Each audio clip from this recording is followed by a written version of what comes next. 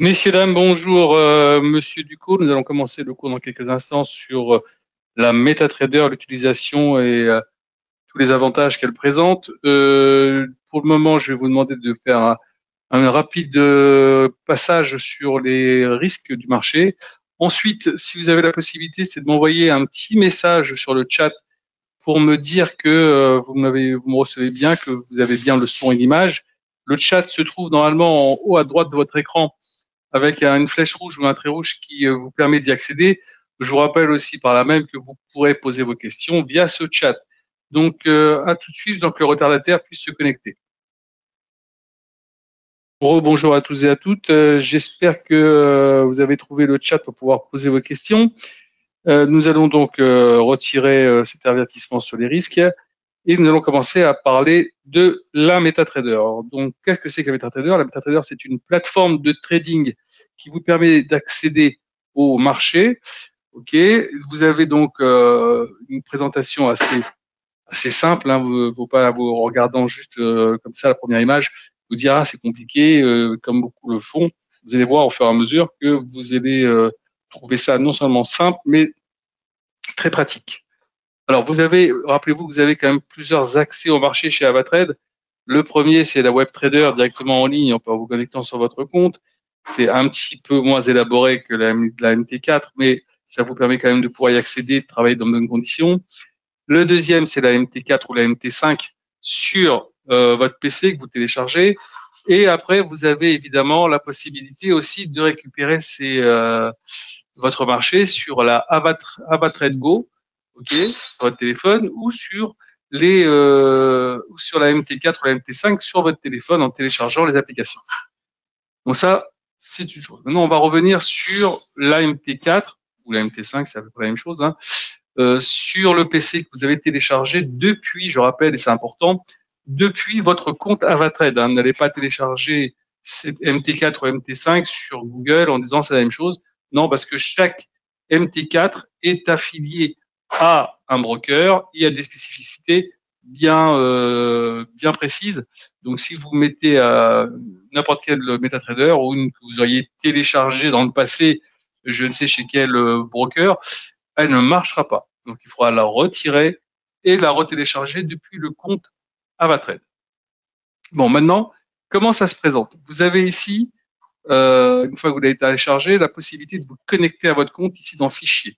Vous allez sur Se connecter au compte de trading. Là, vous allez avoir une petite fenêtre qui va s'ouvrir. Vous mettez votre numéro de compte, ok, le mot de passe que vous avez créé au début, le serveur qui est dédié au compte que vous avez utilisé. Si c'est un compte réel, il y aura marqué Ava réel 1, 2, 3, 4, 5, 6. À vous de voir ce qui aura marqué. Maintenant, si c'est un compte démo, il y aura marqué Ava démo ou Ava démo 1. Là, vous allez avoir la possibilité de retrouver les serveurs. Une fois que tout ça est mis en place, vous appuyez sur enregistrer les informations, comme ça vous n'avez pas à le refaire à chaque fois, et vous faites entrer. Et donc vous serez connecté sur votre station sans problème. Normalement, il y aura une petite musique ou un petit son, une sorte de cling qui va faire que vous allez voir que vous êtes bien connecté. Quand c'est fait, maintenant on va regarder un peu la présentation. Vous avez ici 3 fenêtres importantes. Ici, observation du marché. Vous allez retrouver toutes les valeurs cotées sur la plateforme. OK. Avec le petit curseur, vous pourrez jeter un petit coup d'œil. Maintenant, il se peut qu'au tout début, quand vous allez commencer à travailler, vous n'ayez pas toutes les valeurs. Parce que, voilà, il faut appuyer sur une valeur au hasard. Vous faites un clic droit et vous appuyez sur Montrer tout. Et à partir du moment où vous avez fait ça, vous allez avoir toutes les valeurs qui sont cotées qui vont apparaître sur votre observation du marché. Et vous allez voir, c'est séparé en code couleur. La première, c'est en blanc, c'est les valeurs du Forex. Alors moi, c'est un petit peu dans le désordre, mais les couleurs sont respectées. Ici, en sommet, vous avez les valeurs du crude oil, toutes les valeurs de l'énergie. Là, en jaune, vous allez avoir des commodities gold, silver, tout ça. En bleu, vous allez avoir, en bleu ciel, vous allez avoir les indices. En orange, vous allez avoir les cryptos. Et en vert, les actions. Alors, comme vous voyez, c'est un peu le foutoir chez moi, mais c'est pas grave. Vous allez l'avoir chez vous beaucoup plus ordonné. D'accord? Alors, ce que vous avez en bleu ciel, en bleu marine, ce sont les ETF. C'est d'ailleurs là que vous allez retrouver le fameux, par exemple, VXXB, hein, l'indice de la peur. C'est là que vous le retrouverez. Bon, maintenant qu'on a vu comment on peut retrouver toutes les valeurs, vous allez maintenant regarder le deuxième tableau. Le deuxième tableau, c'est pour avoir un graphique ou plusieurs graphiques. On verra ça tout à l'heure, comment on met ça en place. OK. Et ensuite, le troisième tableau, c'est le cadre terminal qui se trouve ici, dans lequel vous allez trouver trading, exposition, historique du compte. Mais dans trading, vous allez retrouver votre solde, l'argent disponible sur votre compte, c'est celui que vous avez versé. Et si vous ouvrez des positions, vous retrouverez ces mêmes positions au-dessus de votre solde et vous pourrez donc les suivre ou même on verra ça tout à l'heure. En y accédant, vous pourrez aussi mettre des modifications d'ordre du type stop loss, take profit, voilà, des choses qui vous permettront de pouvoir gérer vos ordres et évidemment fermer votre ordre aussi. Donc voilà, ça on a fait une rapide présentation de la station. Ici, historique, vous allez retrouver toutes les positions que vous avez prises et fermées. Donc ça vous permettra de voir un peu ce que vous avez fait. Maintenant, si demain vous avez envie de faire ce qu'on appelle un historique du compte, vous allez ici, vous allez enregistrer, vous allez sélectionner une période, vous allez faire un rapport détaillé et vous aurez toute la période, imaginons pour du 1er janvier au 31 décembre, pour pouvoir faire une déclaration. Vous aurez toutes les opérations que vous avez effectuées qui vont être sur ce papier. D'accord? Si vous n'y arrivez pas, vous demandez à votre chargé de compte, il se fera un plaisir de pouvoir vous accompagner pour le faire. Donc on vient de commencer, donc pour ceux qui viennent d'arriver, il n'y a pas de problème. Je faisais juste pour l'instant une présentation de la station en disant qu'il y avait 3 fenêtres importantes. Je fais vite un petit rappel. Observation du marché, vous allez retrouver ici toutes les valeurs. La possibilité ici de mettre un ou plusieurs graphiques, on va voir ça dans quelques instants. Et ici, cadre terminal, vous allez retrouver trading, historique, trading, vous allez retrouver votre solde et les opérations en cours. Nous revenons maintenant à au premier tableau. Premier tableau, observation du marché. Vous voyez, il y a 2 colonnes importantes. OK, c'est Bidask avec le nom du produit. Mais vous avez la possibilité, si vous voulez, de faire un clic droit dans n'importe quel produit, de marquer high low. High low, c'est d'avoir les plus hauts et plus bas de la journée sur le produit. Donc ça, déjà, vous pouvez déjà le paramétrer. Vous avez aussi la possibilité, si vous avez envie, de rajouter, par exemple, écart. Donc, vous aurez les spreads par produit. Quels sont les spreads appliqués sur chaque produit? D'accord? Moi, je ne les mets pas parce que ça prend un peu trop de place, donc je vais les retirer.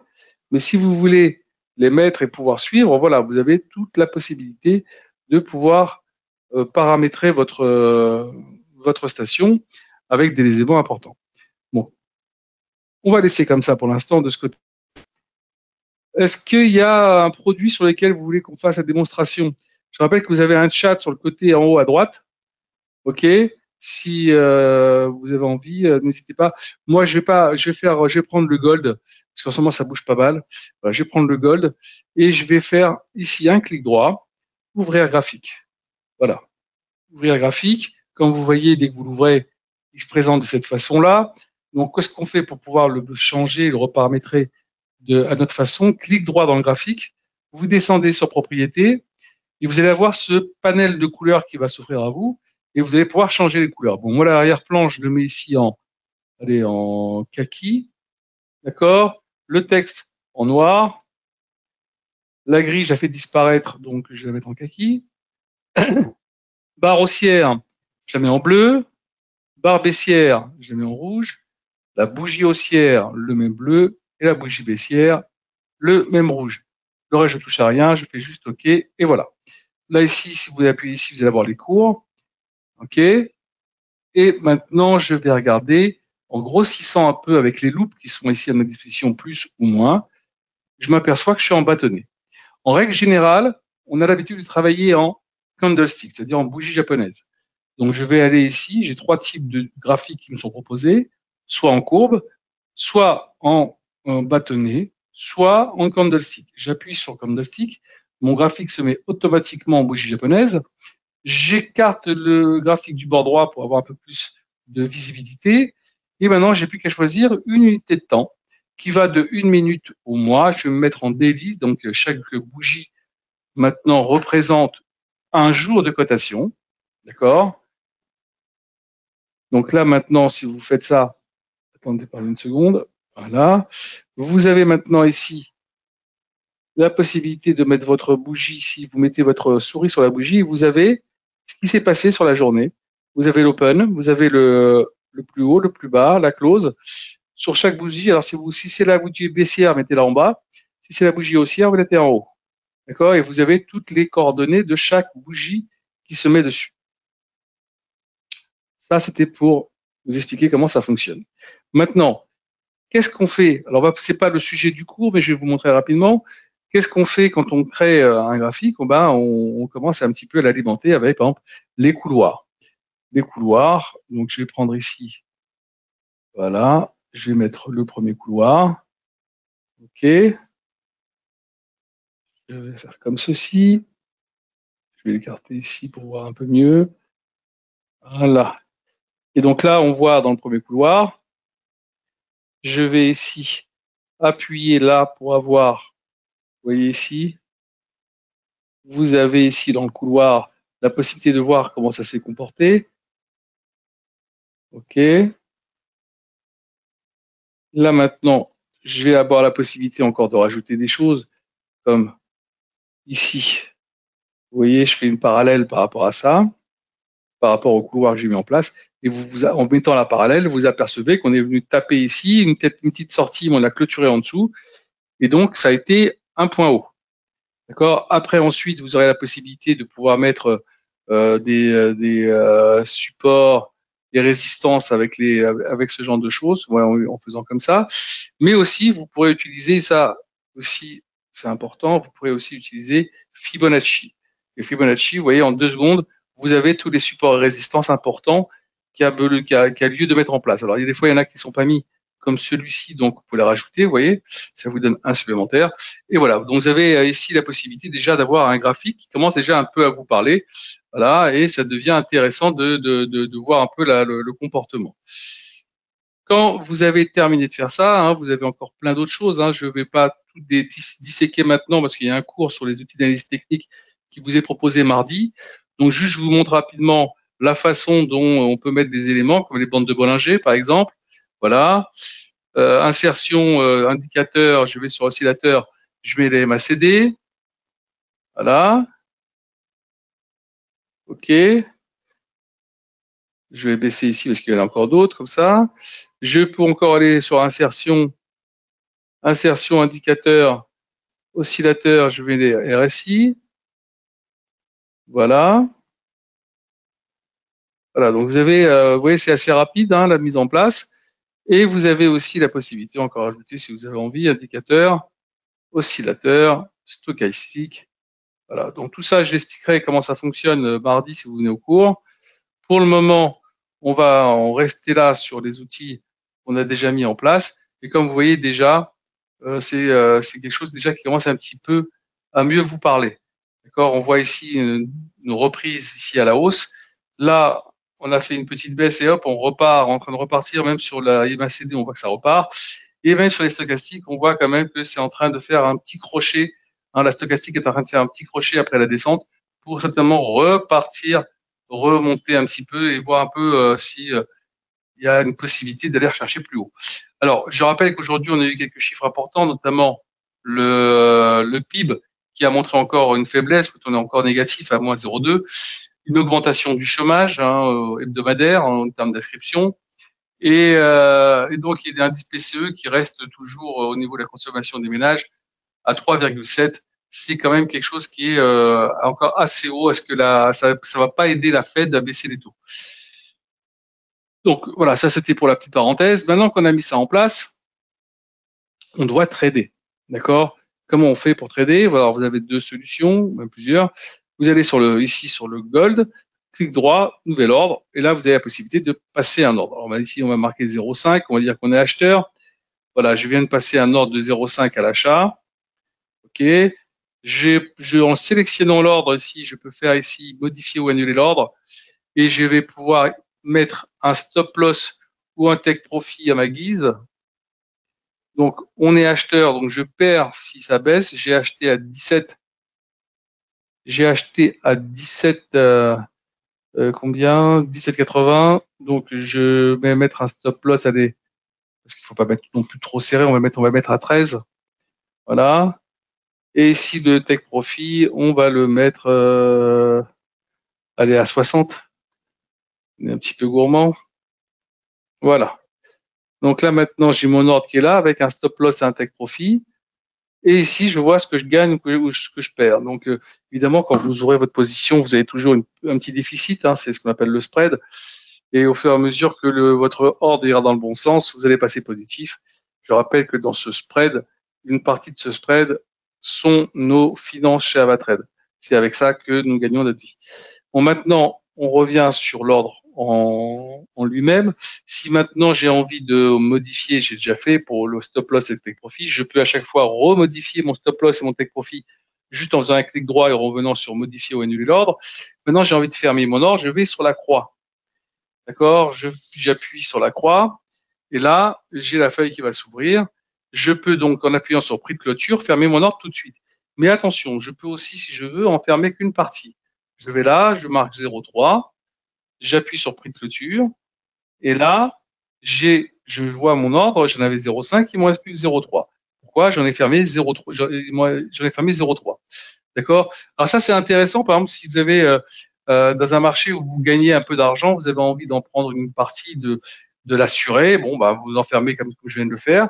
Ou alors, vous êtes pris une position un peu trop haute pour vous en termes de capital.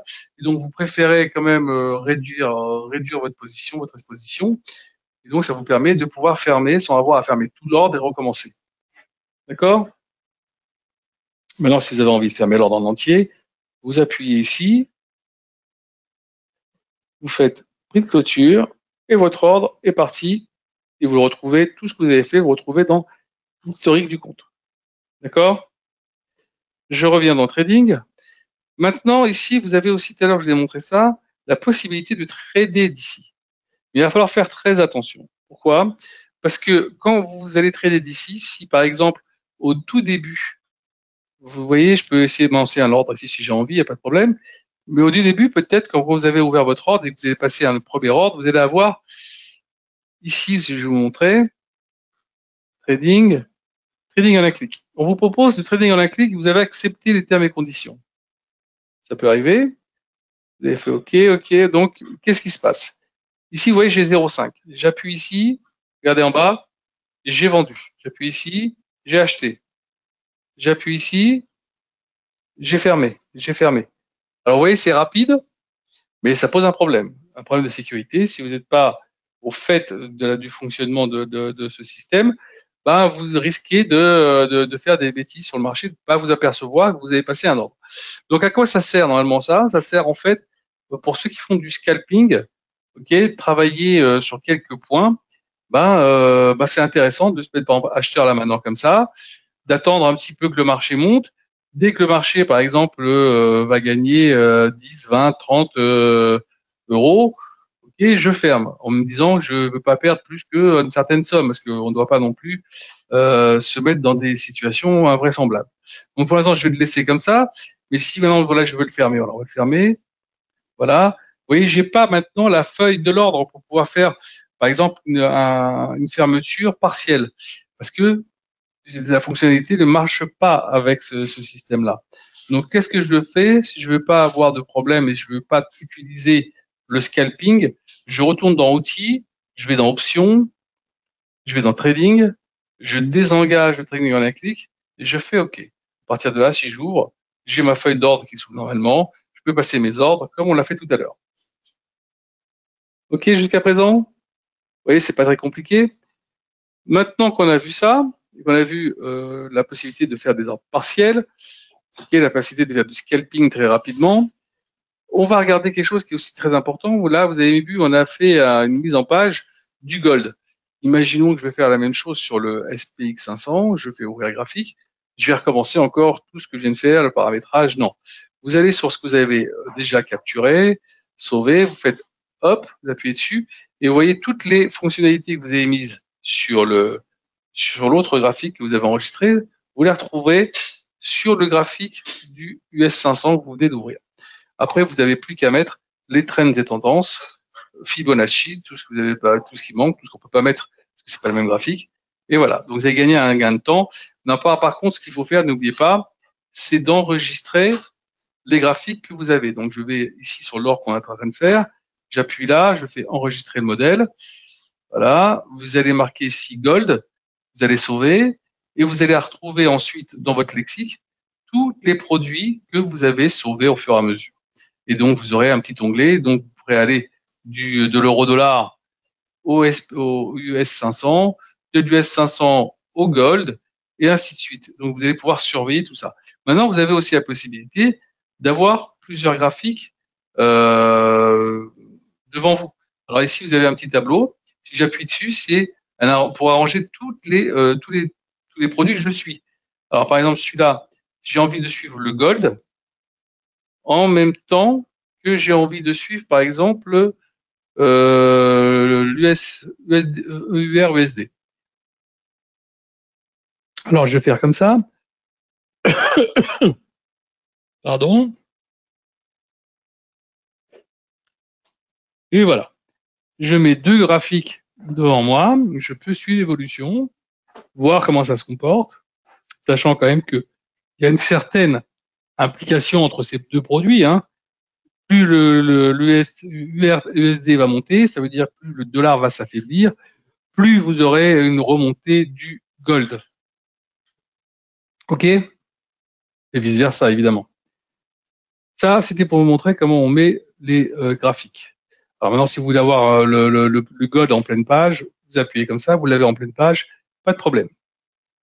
Est-ce qu'il y a des questions jusqu'à présent?